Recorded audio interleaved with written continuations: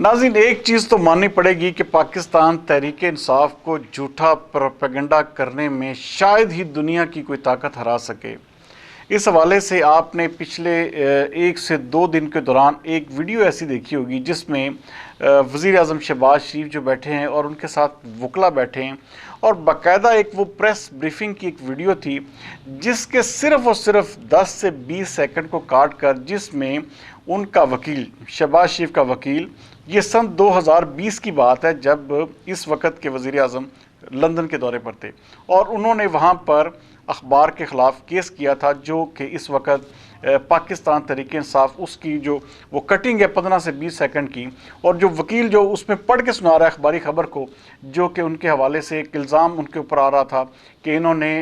जो फ्लड या दूसरी जो इमदाद है वो जो है वो खाई है और इसमें जो है करप्शन में मुलव्वस हैं। तो उस वीडियो के उस हिस्से को काट कर पाकिस्तान तहरीक इंसाफ के तमाम सोशल मीडिया ने उसको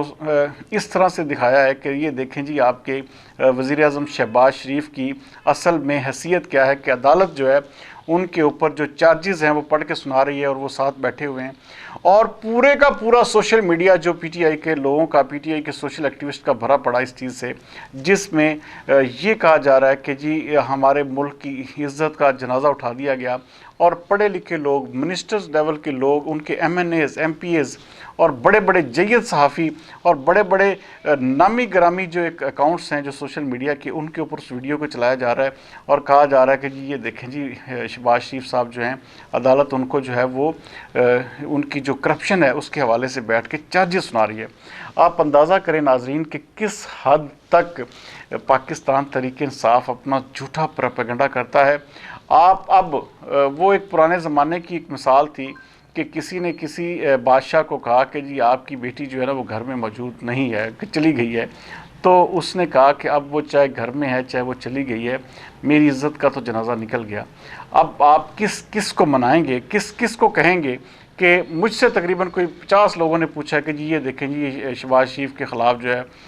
लंदन की अदालत ने जो है ना वो केस का फ़ैसला सुना दिया है। उनकी करप्शन, उन्होंने पैसे खाए हैं, जो इमदाद लोगों की थी, सलाब मुतासरीन की, तो वो भी खा गए ये तो लोग। आप अंदाज़ा करें कि ऐसी चीज़ों से फिर किस तरह लड़ा जा सकता है। इसका मतलब है कि झूठ का मुकाबला करने के लिए आपको भी किसी न किसी हद तक जाना पड़ेगा।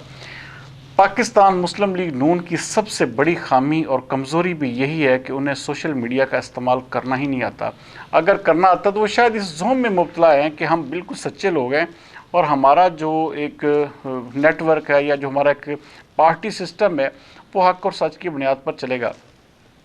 यहाँ पर आपको सब कुछ प्रोपेगेट करना पड़ता है, सब कुछ। जिस तरह पाकिस्तान, आप देखें, आप उनके जितने अकाउंट्स को लाखों रीट्वीट हो चुके हैं, लाखों उसमें लाइक्स हो चुके हैं। अगर आप 2 करोड़ लोगों के जहन में ये चीज़ उंडेल देंगे, 2 से 4 करोड़ लोगों में, कि जी ये आपका वज़ीर आज़म जो करप्ट है, तो आप उस लोगों को कैसे फिर समझाएंगे कि नहीं जी ये तो झूठ था। बाद में आप उसकी जो मर्ज़ी तौजीहात बयान करें। अगर 4 करोड़ लोगों के पास वो पहुंची है तो 1 करोड़ तो या 50 लाख बंदा तो वो है जिसको बेचारे को दूसरी खबर ही नहीं पहुंची। क्यों? वो उन अकाउंट से रिलीज़ हो रही है जो उसकी एक्चुअल जो फैक्ट्स हैं, जो उसकी असल खबर है, वो ऐसे अकाउंट से हुई जहाँ पे चंद हज़ार लोगों ने उसको लाइक किया। इसका मतलब ये है कि पाकिस्तान मुस्लिम लीग नून को इस हवाले से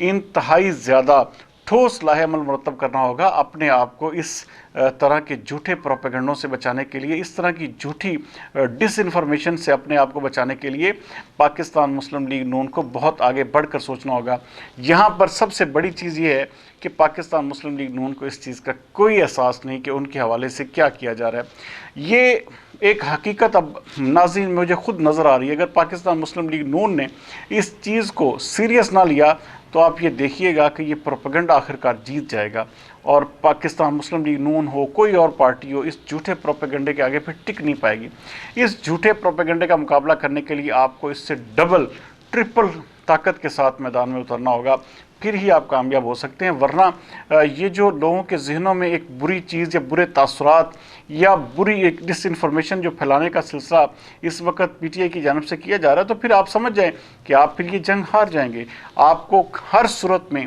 बिल्कुल ताकत के साथ आपको सामने आना पड़ेगा और इस तमाम के तमाम अमल का मुकाबला करना पड़ेगा। دوسرے نمبر پر ناظرین پاکستان تحریک انصاف کے سربراہ عمران خان نے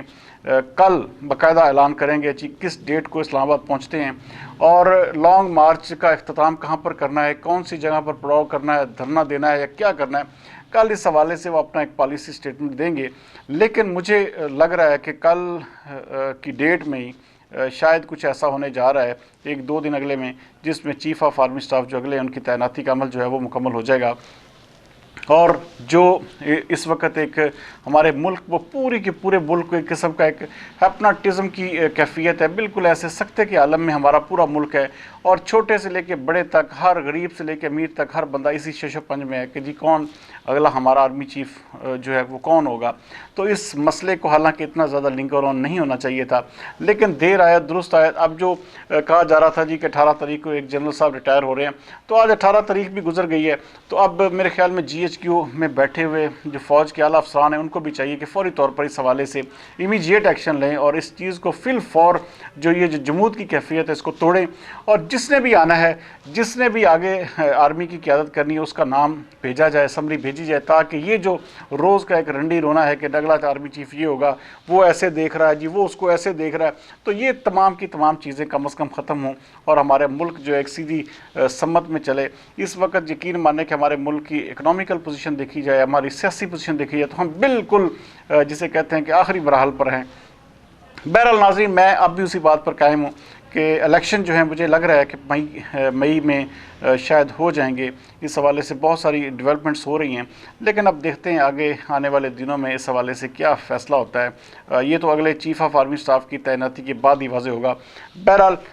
اگر پاکستان تحریک انصاف کے اس جھوٹے بیانیے کا مقابلہ کرنا ہے تو ناظرین میرا پھر بھی یہی میسج ہے کہ مسلم لیگ نون کو دگنی تگنی طاقت کے ساتھ میدان میں اترنا ہوگا، ورنہ پھر اگلی ہار کے لیے تیار رہیں۔ کل تک کے لیے سردار امین جتوئی کو دیجیے اجازت۔ پاکستان زندہ باد۔